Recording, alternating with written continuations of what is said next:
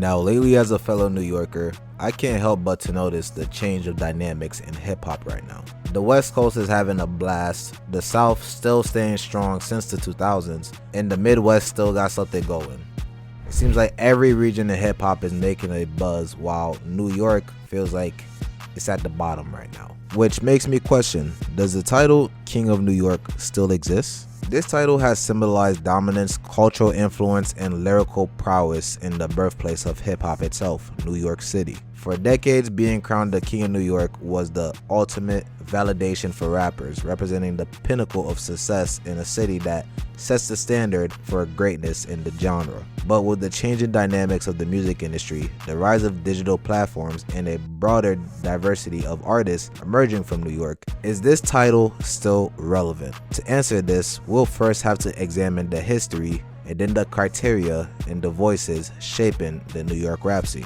Now, before we look into it deeply, let's first ask ourselves, so what does it take to be the King of New York? Let's break it down. First is commercial success. The title often goes to artists who dominate the charts. For example, Biggie and Jay-Z achieved massive commercial success, setting records and releasing timeless hits. Then there's cultural impact. Being the king isn't about music, it's about shaping the culture. Think about A$AP Rocky or Dipset's influence on fashion, or how Pop Smoke's Brooklyn drill sound became a phenomenon. Cultural impact is a key factor in claiming the crown. And lastly, you gotta have lyrical prowess and innovation, and you need undeniable talent. New York has always been known for its lyrical heavyweights, from Nas' intricate rhymes to Joey Badass' revival of classic boom bap rap. All these are key factors for becoming the King of New York. Sometimes the King of New York don't really have all three at sometimes, and we'll get to that later. But to be true King of New York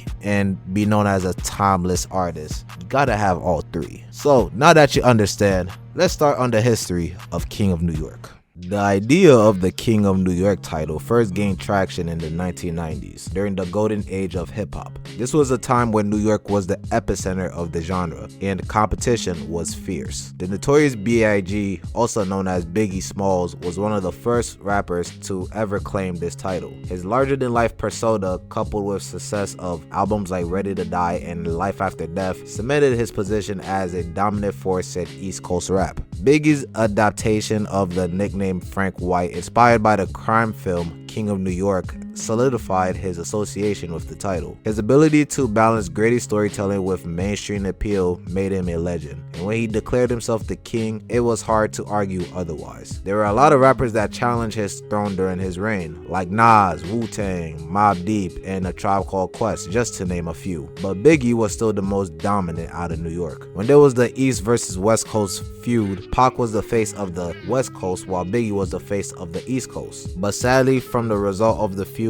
both tragically passed away, which means the throne was vacant for New York. So after Biggie's tragic death, the title became a subject of debate. First, there was DMX. In 1998, he dropped two albums, It's Dark and Hell is Hot and Flesh of My Flesh, Blood of My Blood. With those two albums, he brought in his raw energy and emotional depth, while also being the hottest rapper in the world. So he really made a compelling case for the crown in 1998. Then after was Jay-Z. From 1991 to 2001, he brought commercial dominance, business savvy, and a hustler's ambition that resonated with fans across the globe, especially with the albums he dropped during that time. Life and Times of S. Carter in 99, The Dynasty Rock La Familia in 2000, and the all-time hip-hop classic, The Blueprint in 2001. So Jay-Z definitely had a grip on the crown until Nas came in. With his poetic lyricism and already classic albums like Illmatic and It Was Written, he was always a very strong contender. But in 2001, his feud with Jay-Z elevated him even higher for him to finally grab the crown. Nas dropped Ether, that was a response to Jay-Z's Takeover, which was one of the greatest diss tracks ever. Not only that, Nas released his comeback album Stillmatic in 2001 and Godson in 2002. So at that time, Nas was definitely the King of New York. Then by 2003, New York's rap scene underwent significant changes. The competition for the King of New York title became even more intense, with a wave of new artists stepping into the spotlight. No discussion about the 2000s in New York hip hop is complete without mentioning 50 Cent. Bursting into the scene with his debut album, Get Rich or Die Trying in 2003, 50 Cent revolutionized New York hip-hop with his gritty, street-oriented style and melodic hooks. Ja Rule also had a buzz in New York's hip-hop scene at the time. His ability to blend melodic hooks with street credibility made him a favorite. However, Ja Rule's buzz was heavily impacted by his feud with 50 Cent, which significantly shifted the dynamics of New York rap scene, which means 50 Cent was indeed the ruler from 2003 to 2004. Then there was Cameron with his Harlem swagger and witty lyricism. He was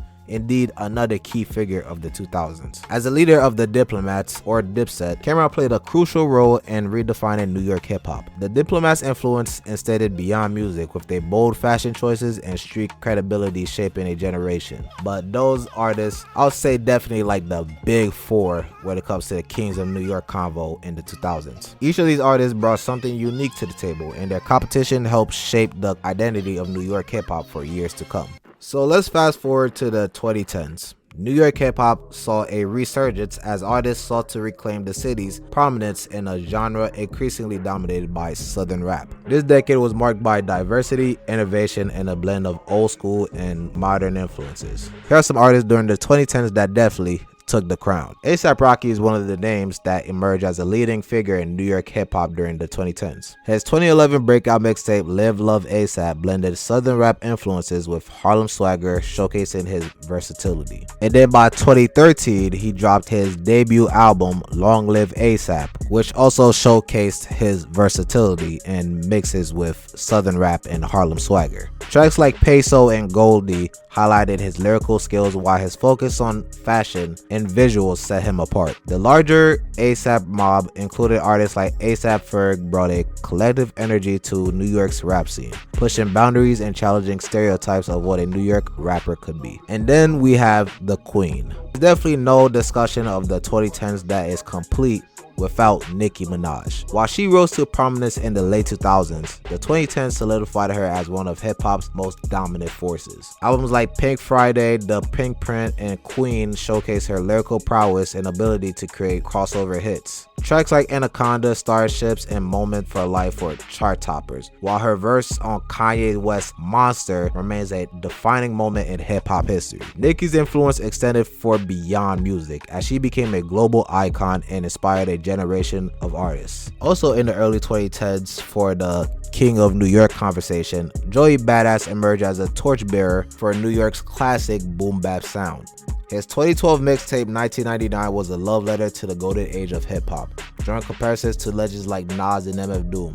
Also, as a member of the Pro Era collective, New York represented a new wave of artists committed to keeping New York's lyrical traditions alive. And then you can say by 2014, we have to mention Bobby Shmurda. Bobby Shmurda shook up the New York rap scene with his breakout hit, Hot Nigga. The track's hard-hitting beat and viral dance, The Shmuddy Dance, made Bobby an overnight sensation. His energy and his raw authenticity represented the early stages of Brooklyn drill, a subgenre that will later dominate the city. Despite his career being interrupted by legal issues, Bobby's influence remained strong. So from 2010 to 2015, these artists pretty much held NYC down, taking turns with the crown. Then we go between 2016 to 2018. You have artists like A Boogie with the Hoodie, Cardi B, and 6ix9ine that each rose to prominence, bringing New York back into the spotlight with distinct styles and cultural influence. These three artists represented different aspects of the city's diverse music scene. While their approaches varied, they all claimed a piece of the King of New York title during this time. A Boogie with the Hoodie emerged as a key figure in the melodic rap wave, blending smooth vocals with heartfelt lyrics that resonated with a younger audience. His breakout mixtape Artist featured hits like My Shit and Jungle, which climbed the charts and earned him national attention. And then later he dropped The Bigger Artist and then Hoodie Season. Representing the Bronx, A Boogie's ability to mix R&B sensibilities with street-inspired themes made him a standout artist. His success helped re-establish New York's presence in the melodic rap genre, and his consistency with projects like The Bigger Artist solidified his influence during this period. Then Cardi B brought a fiery, unapologetic energy that shook the industry. Also rising from the Bronx and gaining popularity through social media and reality TV Love and Hip Hop, she became an overnight sensation with 2017 hit Bodak Yellow. The track topped the Billboard Hot 100, making her the first solo female rapper to do so in nearly 2 decades. Cardi B's charisma, relatability, and confident persona resonated with fans worldwide. She continued her reign with chart-topping features in her debut album Invasion of Privacy. Then there was 6ix9ine, who was indeed one of the most controversial figures to claim the King of New York title ever. Hate him or love him now, he was on top of the world in 2017 and 2018. Known for his aggressive delivery, colorful appearance, and viral antics, he gained massive attention with songs like Gummo, Fifi, Kiki. There's a lot of songs that pretty much sounded like that. His music dominated streaming platforms, and his brash personality kept him in the headlines, making him impossible to ignore. While his legal troubles and feuds overshadowed his career, 6ix9ine undeniably brought attention back to New York's rap scene, especially among younger audiences. Together, A Boogie, Cardi B, and 6ix9ine each played a role in reviving New York's influence on hip-hop during this pivotal period. And then, one of my favorite time periods, the Pop Smoke era. By 2019, Pop Smoke became the face of Brooklyn drill music. His deep, gravelly voice and signature sound make tracks like Welcome to the Party and Dior instant classics.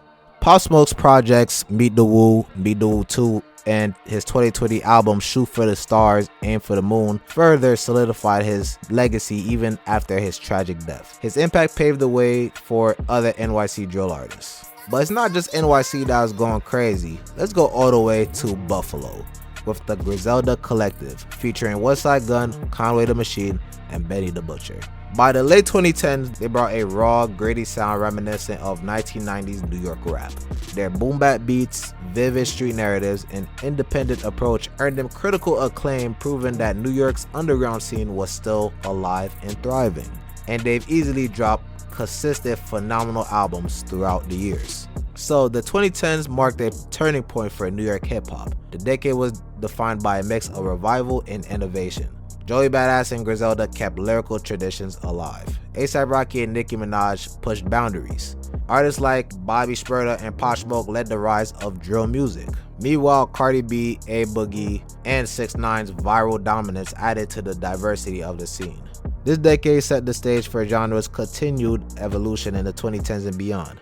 So now that I've showed the history of the title, it's time to dive into what exactly went wrong. Why is New York not as loud right now as it was a couple years ago? For decades, New York City was the undisputed capital of hip-hop. However, over time, the city's dominance has diminished, and its once powerful presence in the genre is no longer as loud. Several factors, both internal and external, have contributed to this decline, particularly controversies surrounding drill music, the loss of key figures, competition from other regions, and so on and so on. So let's start with talking about drill music, which emerged as a dominant subgenre in New York during the late 2010s and early 2020s. It brought much needed energy and attention to the city's hip-hop scene. However, it also became the center of controversies and tragedies that have hindered its potential. One example is the death of one of the biggest faces of this subgenre, Pop Smoke. Pop Smoke was poised to become one of the most influential artists of his generation. His breakout hits like Welcome to the Party and Dior introduced drill music to a global audience, and his charisma and unique sound positioned him as the leader of the New York wave of New York rap. But sadly, in February 2020, Pop Smoke was murdered during a home invasion in Los Angeles. His death was not only a personal tragedy, but also a significant loss for New York hip-hop, as it robbed the city of a promising star who had the potential to bring sustained attention to his music scene globally. Also, another example is Bobby Shmurda, who was also the face of the subgenre at one point. Before drill became the defining sound of New York rap, Bobby Shmurda was leading the charge with his viral hit Hot Nigga in 2014. His infectious energy and the iconic Shmoney dance put New York back on the map, signaling a new era for the city's hip-hop scene. However, his career was abruptly halted when he was arrested and sentenced to nearly 7 years in prison on conspiracy and weapon charges. Bobby's incarceration during such a crucial period for New York rap stifled his momentum and deprived the city of a leading figure during a time when it desperately needed one. And fast forward today, another example would be Bronx drill controversies. In the Bronx, drill music took on a life of its own, with artists like K Flock emerging as the genre's brightest stars. Songs like Is You Ready showcased his raw talent and brought attention to the Bronx drill scene. However, K Flock's career was derailed when he was arrested in December 2021 for allegedly shooting and killing a man during a dispute. His legal troubles, coupled with the hyper-localized feuds and diss tracks that define Bronx drill, have drawn criticism and scrutiny from law enforcement and city officials, and so has people online and the internet. Bronx drill in particular has been accused of glorifying violence and escalating tensions between rival neighborhoods. Tracks often reference real-life conflicts, leading to claims that the music is directly tied to violent incidents. The NYPD and even New York City Mayor Eric Adams have publicly criticized the genre, with some calling for platforms like YouTube to remove drill music videos entirely. This backlash has created a difficult environment for Bronx drill artists, limiting their visibility and stifling the growth of the genre. So although drill music was one of the brightest highlights recently for New York rap scene, it's still bringing a lot of controversies and darkness that makes the rap scene questionable and make people not really want to dive into drill music. Another possible factor on what went wrong is the rise of regional competition. While New York has dealt with these internal challenges, other regions have stepped up to dominate the hip-hop scene. The rise of southern rap in cities like Atlanta, Houston, and Miami during the 2000s and 2010s marked the beginning of New York's decline. In more recent years, the West Coast has experienced a resurgence, particularly in 2024, with artists like Kendrick Lamar leading the charge. In 2024, Kendrick Lamar's highly infamous feud with Drake led up to the release of his track, Not Like Us, which dominated the charts, reignited excitement about West Coast hip-hop. Also, Kendrick Lamar's concert on Juneteenth, the pop-out Ken and Friends, showcased the depth of talent on the West Coast, with collaborations and performances that underscored the region's unity and strength. This cohesion, combined with the West Coast's ability to innovate while maintaining its cultural identity, has positioned it as a dominant force in modern hip-hop. In contrast, New York's lack of collaboration among artists have made it harder for the city to compete on the same level. Also, one of New York's biggest challenges has been the fragmentation of its hip-hop scene. Unlike cities like Atlanta or Los Angeles, where artists frequently collaborate and uplift each other, New York's artists often operate on their own. Subgenres like Brooklyn drill, Bronx drill, and experimental sounds from artists like A$AP Rocky have made the scene diverse but less unified. This lack of cohesion has made it difficult for New York to represent a strong collective identity in the hip-hop world. New York also has a long history of internal rivals, from Nas and Jay-Z in the 1990s to 50 Cent and Ja Rule in the 2000s, to even Nicki Minaj versus Cardi B in the 2010s and 2020s.